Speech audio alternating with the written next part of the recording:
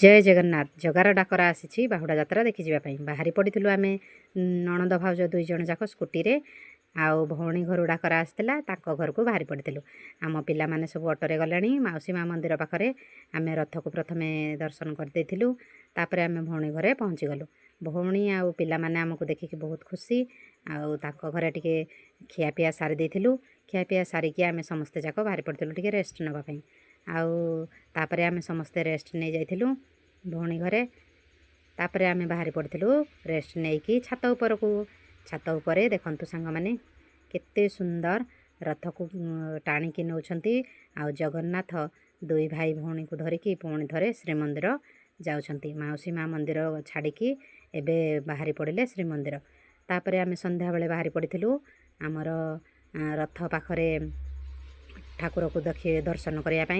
तीन जन ठाकुर को पाखरे दर्शन करी बहुत खुशी लगिला मन को केते आनंद लगिला